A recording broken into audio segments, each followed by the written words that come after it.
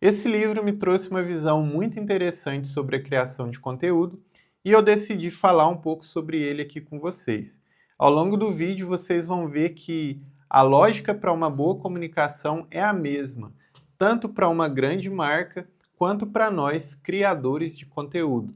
Eu sou Glauber Oliveira, eu sou publicitário e aqui a gente fala sobre criação de conteúdo, mentalidade e como viver na internet sem ser consumido por ela. Esse livro aqui se chama The Brand Gap, a versão dele em português se chama O Abismo da Marca e ele é do autor Martin Neumeyer. Tá aqui o nome, ó, eu vou chegar aqui perto, acho que a câmera vai focar. Martin Neumeyer.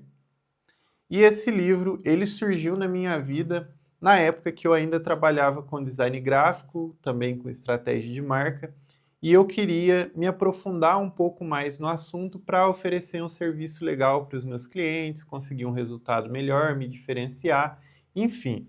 Isso foi lá por 2023, 2024, mais ou menos, eu não lembro muito bem a data. E ele fala sobre como atravessar o abismo entre a marca e o público através da organização interna de uma empresa.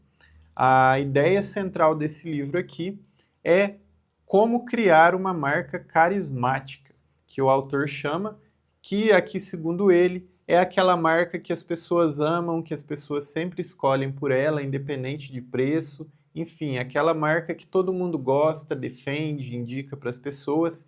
E aqui ele ensina isso através de 5 disciplinas, que é o que a gente vai falar aqui durante o vídeo. E ao longo do tempo, conforme eu fui aplicando isso com os meus clientes de design, de estratégia de marca, eu fui percebendo que esses mesmos conceitos, eles também se aplicam à criação de conteúdo e que a gente consegue incorporar o que está aqui, mesmo que tenha sido escrito para grandes empresas, a gente consegue incorporar isso também na nossa comunicação. E a primeira disciplina que ele traz para a gente no livro é sobre se diferenciar. No mercado onde as pessoas estão oferecendo soluções parecidas, produtos parecidos, quem quer se destacar, quem quer se diferenciar, precisa ter aquele algo a mais, precisa se sobressair de alguma maneira para ser notado, para ser considerado. E a forma como ele traz isso é através da diferenciação da pessoa, não que ela tenha que ser aquele diferentão, não que aquela marca tenha que ser diferentona, mas sim que ela tenha foco naquilo que ela faz, porque aí ela vai conseguir criar o próprio mercado. E é o que eu acredito que alguns aqui já tenham ouvido falar sobre nós sermos o nosso próprio nicho. Isso vem, eu acredito que vem muito dessa ideia do que ele traz aqui nesse livro, que é muito melhor eu criar o meu próprio mercado do que eu tentar competir dentro de um mercado que já existe, eu tentar às vezes disputar pelo segundo, ou às vezes nem pelo segundo, pelo terceiro ou quarto lugar, ou ainda pior. Ele diz, e eu concordo muito com isso, que é bem melhor que a gente crie o nosso nicho, onde a gente vai ser o número 1, e ali a gente vai conseguir construir a nossa tribo, a gente vai conseguir atrair as pessoas que se interessam e a gente vai ser o top 1 no nosso mercado. E aqui ele lança 3 perguntas a respeito da diferenciação, que é quem eu sou, o que eu faço e por que isso importa.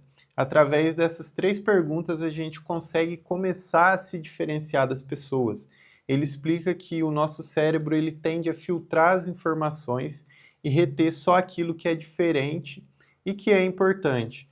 Por isso, vale a pena a gente focar naquilo que a gente sabe fazer, focar em uma coisa só e construir o nosso mercado, construir o nosso nicho em torno disso. E por isso ele defende a criação de tribos, né? A criação de comunidades, onde a gente vai se conectar com pessoas que têm os mesmos pontos de vista, pessoas que pensam como a gente, que defendem os mesmos valores, os mesmos ideais, e tudo isso faz com que a gente consiga construir uma marca forte, construir a nossa marca carismática, ou nós nos tornarmos aquela figura carismática, aquela pessoa que consegue atrair os outros, consegue ser uma pessoa interessante. E a segunda disciplina que ele traz é sobre colaborar. Aqui, basicamente, o que a gente vê ao longo do livro é que nenhuma marca cresce sozinha. Em algum momento a gente vai precisar colaborar com outras pessoas. Aqui no caso do livro, ele dá muito o exemplo de Hollywood, quando a gente tem lá os filmes e a gente tem às vezes dezenas, centenas de pessoas envolvidas na criação daquele filme. Ele dá até o exemplo dos créditos finais, onde a gente vê aquele monte de nome, cada pessoa que contribuiu ali com seu papel, seja nos bastidores, seja no elenco, para fazer com que aquele filme chegasse até o público. O mesmo vale para a marca, vale para aquilo que a gente está fazendo.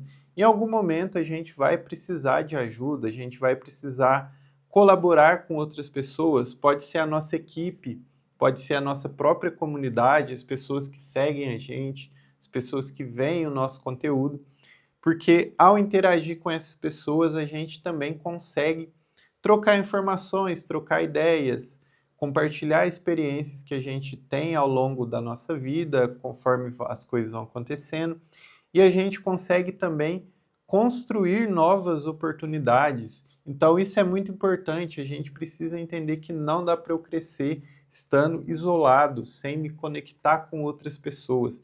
E eu trago aqui até um exemplo muito legal que muitas vezes alguma oportunidade que a gente tem, ela não vai vir daqui do online. Às vezes ela vai vindo offline, num contato que você tem, uma pessoa que você conhece, alguém para quem você já prestou um serviço. Então a gente precisa ter essa noção de colaborar para que a gente consiga se conectar com mais pessoas e ter mais crescimento e conseguir nos tornarmos essa marca carismática, essa marca que todo mundo quer por perto. E a terceira disciplina que ele traz é inovar.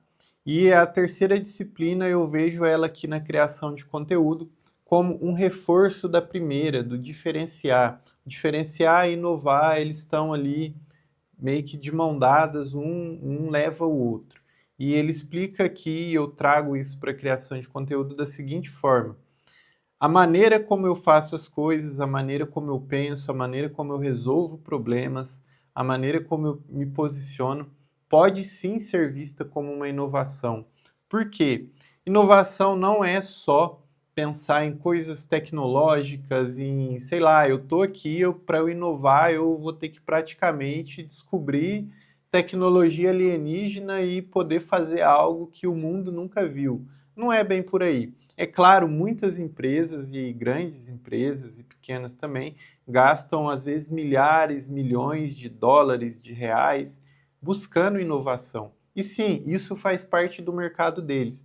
Mas e para a gente, como criador de conteúdo, o que seria inovar? Muitas vezes é ter aquela coragem para pensar diferente num mercado onde está todo mundo pensando igual, fazendo as mesmas coisas, só porque dá certo. E aí, muitas vezes, eu tenho um outro método, eu tenho uma outra forma de fazer aquilo que traz também o resultado. Só que como todo mundo já faz daquele mesmo jeito, fala aquelas mesmas coisas, eu acabo ficando com medo de mostrar o meu que é diferente. E aí, por não mostrar, eu fico sendo mais do mesmo. E isso é uma grande vantagem para quem consegue romper com isso, né? Porque essa pessoa, ela com certeza, ela entende a fundo as necessidades que as pessoas têm, dos clientes dela, ela sabe como tratar aquilo de uma forma que ela vai direto no ponto e ela resolve e a pessoa consegue sair melhor do que quando ela chegou. E sim, isso é inovação. Eu não posso ter medo de mostrar isso para as pessoas. E aí ele deixa uma frase aqui, que essa frase está no livro, que vai deixar bem claro isso que eu falei, que é a seguinte, eu vou ler aqui. Para atingir a originalidade, precisamos abandonar os confortos do hábito, razão e da aprovação dos nossos pares e seguir em uma nova direção. Foi bem isso que eu falei, a gente não pode ter medo de romper com aquilo que todo mundo está fazendo igual, mesmo que dê certo, e eu tenha medo de mostrar o meu diferente que também dá certo. Então pensa aí na sua área, quanta coisa você vê todo mundo fazendo igual, dando resultado, você conhece uma forma de fazer diferente, ou ao longo dos anos você foi desenvolvendo um jeito diferente de fazer que também dá resultado. Pensa quantas pessoas se beneficiariam com isso, pensa quantas pessoas que estão por aí procurando algo diferente porque elas já tentaram aquele jeito que todo mundo faz e não foi legal, não serviu para ela, e tem você aí com algo diferente, mas por algum motivo você não mostrou. Eu diria que esse é o preço que muitas pessoas pagam por não inovar, por não ter coragem de mostrar o que elas fazem de diferente. E aí ele traz a quarta disciplina, que é validar. E por validar, a gente está falando sobre pôr à prova aquilo que a gente sabe fazer, aquilo que a gente está se propondo a fazer. Porque não adianta eu me diferenciar, eu criar o meu próprio mercado, não adianta eu inovar, não adianta eu colaborar com outras pessoas, se aquilo que eu estou fazendo não está funcionando na prática. Eu preciso colocar à prova para ver que funciona. E aí que ele fala muito sobre ficar muito no campo das ideias, né? Aquelas marcas que ficam testando, testando, testando, fazendo experiências, pesquisas, mas elas acabam não fazendo aquilo que é o mais básico, que é ver de fato como vai funcionar na prática, colocar isso para os clientes reais, dizer o que eles acham daquilo, se funciona, se é legal, se não é, qual a visão deles. E para a gente isso também tem muito a ver com a nossa realidade, porque sair do campo das ideias muitas vezes é difícil. A gente tem costume de ler, de fazer cursos, ver vídeos, a gente fica imerso naquela montanha de conteúdo, naquela montanha de informação, mas acaba nunca colocando isso em prática. Eu tenho ali o meu método, mas eu nunca tiro ele da gaveta. Às vezes por uma insegurança, por eu achar que ainda não está pronto, tipo, não, deixa eu melhorar só mais uma coisinha aqui, deixa eu dar só mais um retoque, deixa eu ver se não está faltando nada. Eu acho que ainda não está legal, deixa eu aprender mais uma coisinha aqui, e aí eu vou, e nessa a gente fica e fica e fica e nunca faz. Ou às vezes ainda por a gente olhar demais para outras pessoas. Então, enquanto eu estou aqui fazendo o meu, eu estou olhando o fulano que faz o dele ali, e ele fala sobre A, sobre B, e fala não sei o que, ele tem o jeito dele lá, e aí eu fico olhando para aquela pessoa e eu fico tentando meio que, deixa eu ver como que ela está fazendo, deixa eu ver se eu faço algo parecido. Eu olho tanto para aquela pessoa que eu esqueço do meu, ou eu começo a achar que o meu não é bom o bastante porque eu estou vendo outra pessoa que já está fazendo aquilo que eu ainda quero começar a fazer. E muitas vezes a gente acaba não começando.